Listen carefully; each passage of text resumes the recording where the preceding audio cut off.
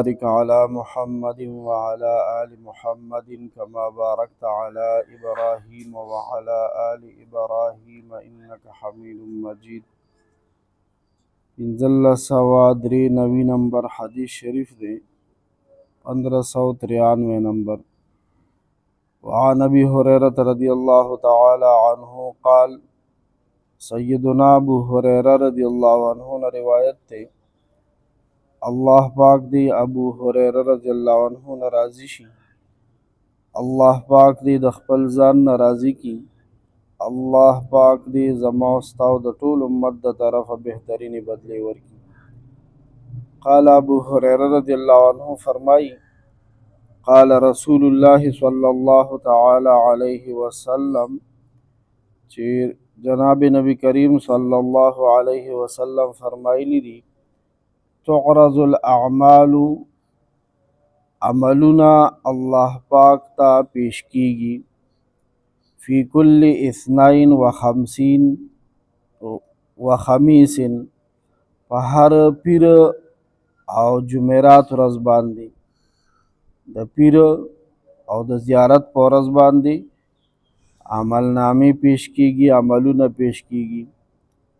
فیغفر الله لکل امرئ، اللہ پاک بخنه کوي هر هغه بنده ته لا یشرک بالله شیئا، چې اللہ پاک سره څه شی نه شریکوي، یعنی چې څوک شرک نه کوي نو اللہ تعالی هغه ته بخنه کوي. الا امرأ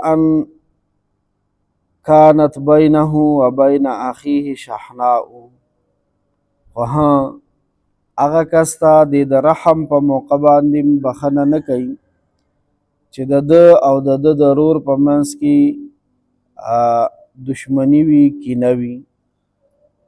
د ده او د ده د ورور په منځ کې چې دشمنی او کینه وي نو ده ته الله پاک بخنه نه کوي. فیقولو، اللہ پاک فرمائی ملائکو ته، اترکو هذین، دا دواړه دا چې خپلو کې دشمنی او کینه ده دوی په دې خپل حال پرېږدئ، د دې بخنه لاملي کوي، حتی یصطلحا، تر دې پورې چې دوی خپلو کې صلح وکړي، تر څو چې صلح نه کړي تر هغې پورې د دې بخنه دا ودرېده، پینډینګ شوه.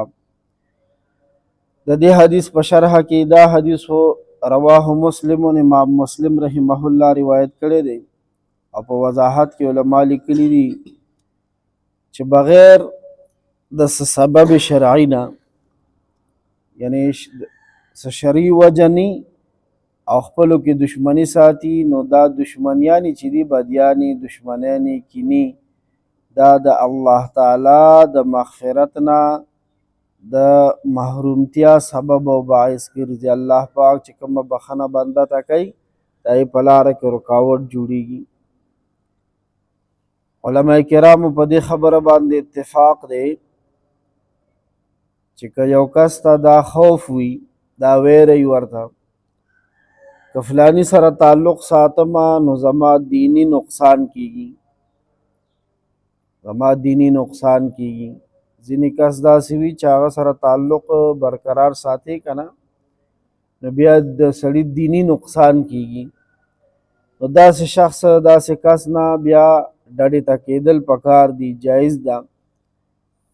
خو دې صورت کې هم دا نه دي جایز چې بیا د هغه غیبتونه کوي، لګیایي په هغه باندې عیب لګوي، یا د هغه سره کینه او دشمني ساتي.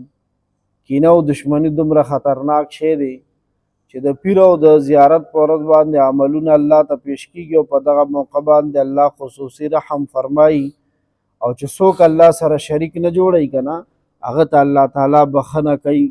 خو هغه دوه کسان چې خپلو کې جنګي کینی نو هغې ته په دغه موقع باندې بخنه نه کوي. گویا دا کینه او دشمني چې ده که نه، کینه او دشمني دا د الله تعالی یعنی د مغفرت الهی نه، د الله پاک د دغه خصوصي بخنې نه د محرومتیا سبب ګرځي. الله دې موږ د کینې نه، د بغض عداوت نه وساتي. یا ارحم الراحمین، یا ارحم الراحمین.